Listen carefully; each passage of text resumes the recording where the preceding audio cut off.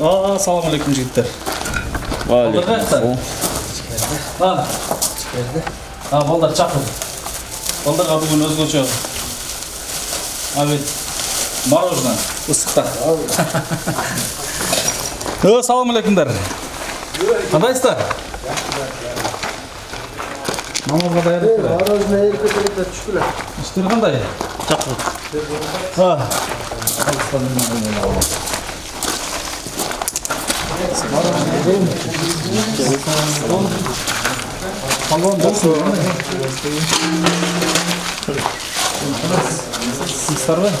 Қантты іштер? Іштер соны бұл қалып тұрға?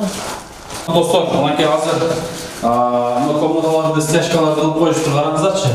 Соны мына слифтер, сулар, тоқтың месталары қойылып, стяжка қойылғаннан кейін үй ішіндап көркіне шығып тұрайын.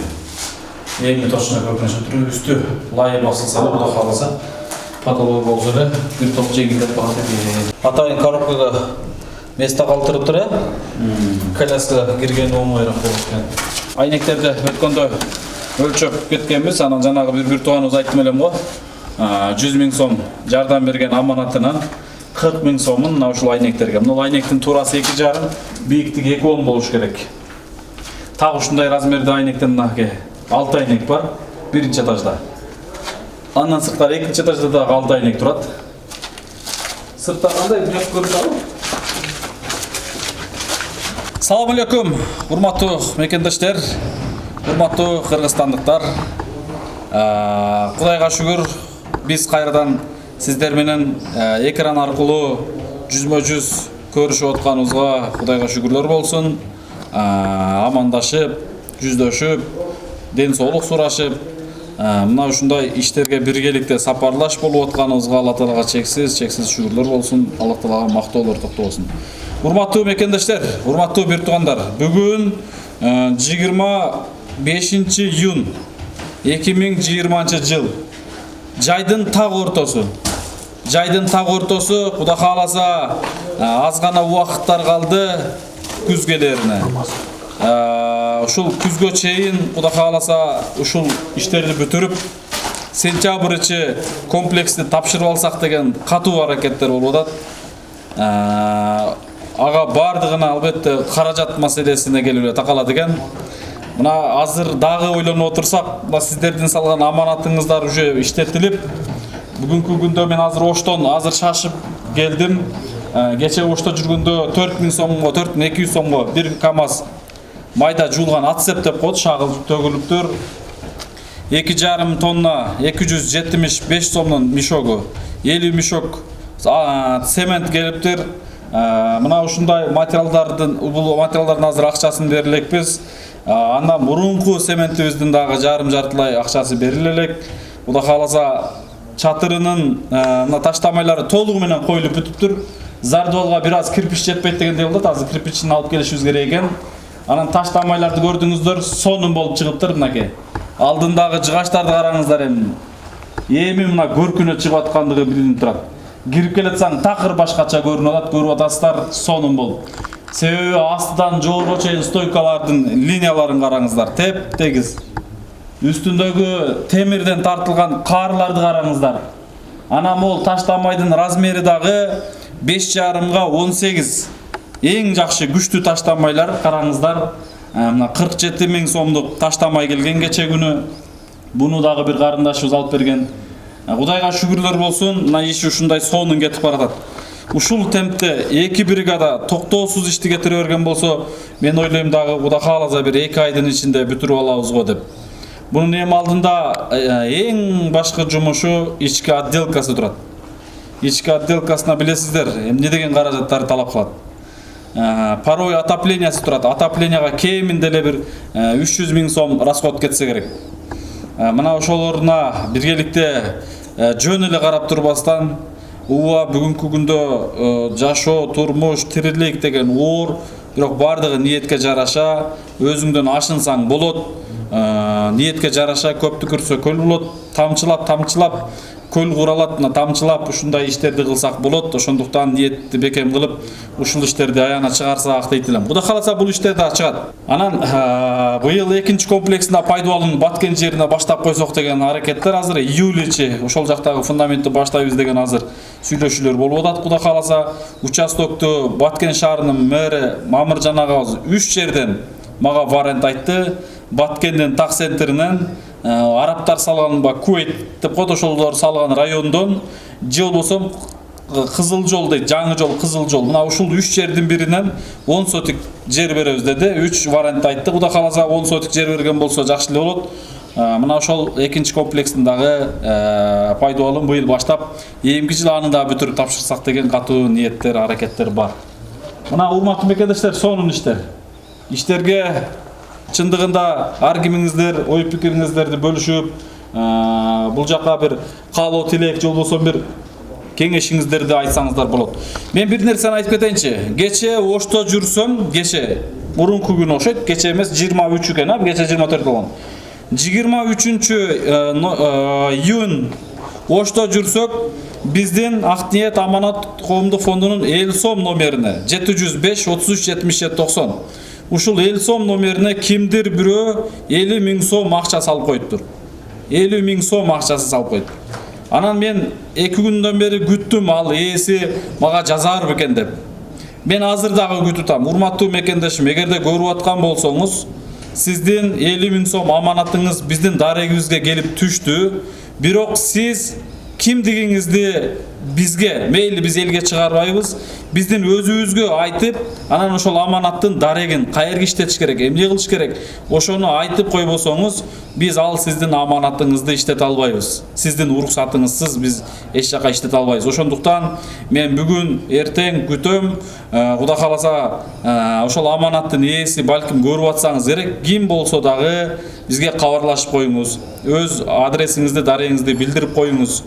Аманатыңызды кайсыл жака салдыңыз эле аны да айтып коюңуз. Ансыз биз иштете албайбыз, сиздин уруксатыңызсыз. Балким ар кандай инсандар бар. Балким ар кандай бул бүгүнкү күндө ар кандай нерселер болот, каралоолор болот. Эртеңки күнү мен сиз балким чын ниетиңиз менен салгандырсыз, балким кээ бирлер башкача мааниде салып, балким бизди каралоо максатта кылып аткандыр.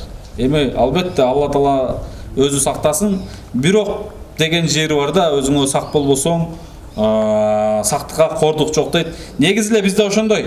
Ар бир салган аманаттардын мен дарегин сурайм. Кайсыл жерге салдыңыз? Кимге алып барайлы? Эмне кылайлы деп элечи. Ким бирөө 500 сом сала, 1000 сом сала баардыгын ошол элдин айтуусу боюнча иштетилет. Ошондуктан сиз дагы айтып коюңуз. Сиздин аманатыңыз азыр 50 сомдон чыгарылбай турат. Эгерде сиз айтпасаңыз, ошол жерде чыгарылбай тура берет. Мына ушундай, ошон үчүн кабарын айтып коюңуз. Урматтуу мекендештер, ушундай бизде азыр Оштодагы Русландын үйүн биз эфирге чыгар элек болчук, бирок 2 күн бою ошол жерде болдук. Дуалы жарымдап калды, толук кирпич материалы чечилген. Кече күнү 2000 кирпичке акчасы жетпей калганкен 2000 кирпичке сетка, мык, перемичка жана башка материалдарына каражатын таштап берип келгенбиз. Бүт стенасы бүтө тургандагыдай материалы чечилди. Кудай кааласа 2-3 күнүн ичинде дуалы бүткөн болсо 4-5 күн дуалды дем алдырат дагы кайрадан чатырына киришебиз. Чатырына кириш үчүн тиникеси даяр, жыгачы даяр эмес. Эгерде ал Русландын үйүнө дагы жардам берем деген инсандар болгон болсо байланышсаңыздар болот. Мына ушундай урматтуу мекендештер, биз азыр усталардын иштерин келип сырттан кирип келатканда эле сонун эмесин көрүп, чындыгында баягындай кубанып турабыз, иш алдыга жылып атканын. Мына азыр стяжкалар уже четинен кетип атат. Кудайга шүгүр. Бияка да стяжка болду элекпи? Кайсы комталарында? Комта. Бул жагына уже четинен стяжкалар кетип атат деген. Таштамайлар ташталды. Бүгүн зардал урулуп бүткөн болсо, эртең уже лай дагы басылат. Чорновой кагылат да, уже биринчи этаж менен экинчи этажга уже лай басылат. Биринчи этажында лай басылып элек. Билесиздер ба, таштамайдын үстүнөн лай басып чыгат жылуулук үчүн. Бишкекте ал таштамайдын үстүнө көбүнчө стекловата же пеноплекс менен жылуулайт. Бул жакта бизде айрыкча ушундай лай басат, бир 5-10 см кылып. Мына ушундай лай басылат. Анан кийин Кудай кааласа ички отделкасына кирип кетебиз. Шуак болсо шкатуркасы биринчи кабат толугу менен бүткөн. Экинчи кабат деле мына көзгө көрүнүктүү алды бүтүп турат, көрүп атасыздар. эми бир аз да калды. Булар экинчи кабаттан усталардын гана ишин күтүп атышат. Булар зардабын уруп берген болсо уже ичине киришет. Лестницасындагы ушул усталар куда калса кылабыз деп атышат. Мына лестница чыга турган лестницасы бүтүп калса, иштин баары алдыга жеңилдеп калат. Анан таштамайлар көрүнүп атабы? Могу таштамайларды дагы карга чаңек менен сваркалап туруп карматып тур, Мына көрүп атасыздар. Бардыгы эң сонун.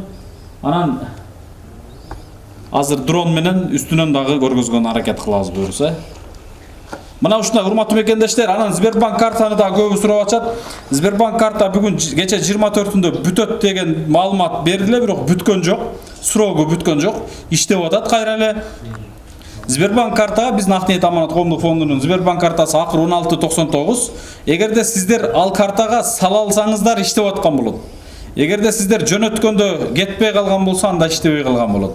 Сиздер эч качан кыжалат болбоңуздар. Сиздердин аманатыңыздар эгер ошол жерге келип эле түшкөн болсо, биздин дарегибизге келип түшкөн болот. Мына ушул жерге иштетилет. Мен азыр келатып эле бул экинчи кабаттын айткандай монолит куюлган Апаловкаларга арендаларын берип келдик. Стойкаларына 5500 сом болуптур, 11 күн туруптур, 11 күн иштелди. Апаловкага 3800 сом болуптур, ошо менен 4300 сом, 9300 сом темир Апаловка менен эле баа стойкаларынын эле арендасы эле ошончо болуптур. Могу монолиттин эмесине расходуна аябай бир топ акча кетти. Монолиттин арматура цемент отсебине 30 000 кетти. Анын астына Апаловка эмелерине 9300 кетти. Уста акысыз дагы бир топ эле акчаны айтып турат кыскасы. Мына ушундай монолит эгерде ким стройка кылам деген болсо, мен сиздерге кеңешим плита эле койдуруп койгон жакшы экен. Мен плита менен монолитти азыр эсептеп көрсөм, монолиттин расходуна эле плита бүтөт экен да. Мен нерде эсептесем 35 000 сомго монолит бүтмөк экен. Азыр 35 000 эмес, материалдын өзүнө Апаловканын арендасы кошулуп, анан материалына кеткен акчасы 40 000 сом акча кетип атат. Уста акысы дагы кеминде кыскасы бир топ акчаны айтып атат. Ошо менен бирөө 60-тан ары акча кетти. Тең жарымына эле монолит плита бүтмөк экен. Былтыр ушу биз бир жаңылыппыз, бирок мен неге жаңылдым? Жаңылганым жок, себеби бул плитанын жетекчиси Борошов Бакыт агабыз акысыз берген да плитанын бардыгын. Ошон үчүн мен ал кишиге эчтеке дей алган жокмун. Нарагына бүт бардыгына плитаны бекер берген. Алланын расулу үчүн деп, соопчулук үчүн деп берген. Мен башта 50 000 сом заклад таштаганда эле ошол 50 000 сом деле алып калган. Кийин бир дагы акча алып койгон. 120 000 сом болмок, кийин 120 000 сом акчасын кечип берген. Ошого мен бул жерге айта алган эмесмин. Ушана да Кудайга шүгүр эми, бүткөн иши бүттү, Кудай кааласа. Анан эфирден дагы көрүүчүлөр кече күнү Бишкектен мен номер кайра таппай калдым. Эшиктерин жасап берейинчи деген бир тууганыбыз байланышып атты эле. Ошол бир тууганыбыз көрүп аткан болсоңуз байланышып койсоңуз болот. Эшиктерди да уже коюшубуз керек. Айнектери Кудай кааласа биринчи этаж толугу менен бүтсө, экинчи этаждан экөөнү бирөө жасап берем деген. Анан калган төртөөнү материал биринчи этаждан ашса жасайбыз деген. Ашпаса аны да кылыш керек. Туалет, ванна, душтардын эшиктеринин материалдарын алып бергенбиз, аныкын да Кудай кааласа жасап атат. Мына ушунда иштер алдыда көп. Алдыда урматтуу мекендештер. Көп сөз болуп калды, ушунча айтып коеюн. Алдыда азыр эң основной жумуштары паровой отопление турат. Уже паровойго киришибиз керек. Варата жакында бүтүп атат. Варатаны бир агабыз жасатып берген, билесиздер. Варата Кудай кааласа бир жума тегеринде алып келип коюлат. Варатанын бир аны арка кылыш керек. Эң башкы маселе паровой отопление бар. Ал арка бар. Анан ким эмне менен алек болсо, мисалы мына портер минген агаларыбыз акысыз портер менен ташып атат. Мисалы да такта мына Иркутскиден такта саткан бир Мирбек деген агабыз ошол жактан тактасын бериптир. Сиздерге кеңешим айтар элем, эгерде бир адам обой менен иш кылган болсо, мына ушул жерлерге обой маселесине жардам берсеңиздер болот. Азыртан уже обойлорун алышыбыз керек. Анан бул жерге шпаклевка, Ротбанк шпаклевка деп коет го, финиш шпаклевка. Ошол нерсенин бардыгын Ошто бир эжекебиз бар. Жолдошу менен кеңешип, Асылбек бир тууганыбыздын дагы үйүнө бүт шпаклевкасын ошол завод бар экен, ошолор алып беришкен. Ошол эжебиз байланышып, бул жердин дагы бүт шпаклевка Ротбанкын биз жиберебиз деп алар күтүп атат. Кудай кааласа шпаклевкасы чечилген. Бу жерде азыр бизге эмне керек? Обой маселесин чечиш керек эртерээк. Бир, экинчиден полуна ОСБ же ламинат. Ким ошол нерсе менен алектенсе, ошол жагына карашып жардам берсеңиздер болот. Патологуна гипсокардон же МДФ. Жарымы гипсокардон, жарымы МДФ болсо керек. Ким гипсокардон МДФ менен кызмат кылган болсо, ошондой мүмкүнчүлүк болсо, ал жагынан да азыртадан жардам берсеңиздер болот. Анан эң башкысы урматтуу мекендештер, кызмат акысы болуп атат бул жерде, уста акысы. Уста акысы болуп атат. Азыр ушул мына штукатурка кылып аткан усталардын дагы уже кызмат акысын буга чейин 120 000 сомго жакын акча өткөрдүк. Калганын дагы эсептешибиз керек. Чатырды жаап аткан устанын чатыр тиниге менен кызмат акысын кошуп бир эле адам кылып берем деген.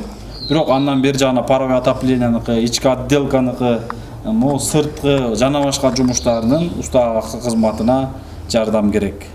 Түшүндүңүздөр? Нелерине жардам керек экен, ошол жагына кимде шарт болсо, кимде мүмкүнчүлүк болсо азыртадан аракет кылсак болот. Эшиктерине бир Бишкектен бир агабыз байланышкан, бирок кайра байланышпай калды. Мен күтөм. Байланыш коюңуз, эгер көрүп аткан болсоңуз, эшиктерин уже расташыбыз керек, коюшубуз керек. Основной пол, потолок, стена, ички отделкасына кириш керек. Мына ушундай. Негизи эле жумуш көп. Кудай калса 1 ай, 1,5 ай, 2 ай катуу аракет кылган болсок, ушул иштин аягына чыгып алат элек. Ушундай, туугандар, аман болуңуздар, тынч болуңуздар. Эч качан сарсан болбостон, күмөн санабастан фонддун реквизиттери экран алдына коюлат. Эл-сом номер бар Кыргызстандагы. Кыргызстандагы мекендештер эч бир жакшы жардам бере албай атат, негедир билбей атам. Мына эл-сомго. Эл-сомго 1 жыл ичинде 150 000 сом акча түшүптүр. 1 жыл ичинде. Болбосо эл-сомду бир нече адамдар колдонот. Как единица катары эле терминалда мисалы колдон келиши, телефонуңа 100 сом салып атканда, телефонуңа 100 сом салбастан эле мына ушул жерге 4 кирпичтин акчасы 20 сомун салып койсоң, эчтеке болбойт да мисалы. Ушундай нерселерди кылсак болот. Биз ашына албай атабыз, биз жеткире албай атабыз деп көп адамдар сарсан болуп берет. Эч качан ашына албайсың эгерде жүрөгүңдө ниет болбогон болсочу. Мына урматтуу мекендештер, азыр дагы 2,5 тонна цемент келди. Кече биз Ошто жүргөндө да 2,5 тонна цемент келген экен. Буга чейин дагы биздин бир Шакир деген ажыбыз дагы 1 тонна цементтин жардамга деп жөнөткөн. Бул цементтердин акчасын биз азыр жөн гана жаздыртып алып атабыз. Тыйынын Кудай кааласа иншалла аманчылык болсо беребиз. Мына ушундай урматтуу мекендештер, күн санап бул жерге материалдар токтоосуз келип атат. Иш токтогон жок, эң башкысы иш уланып атат, кетип атат буюрса. Мына ушундай. Рахмат баарыңыздарга, тынч болуңуздар, аман болуңуздар.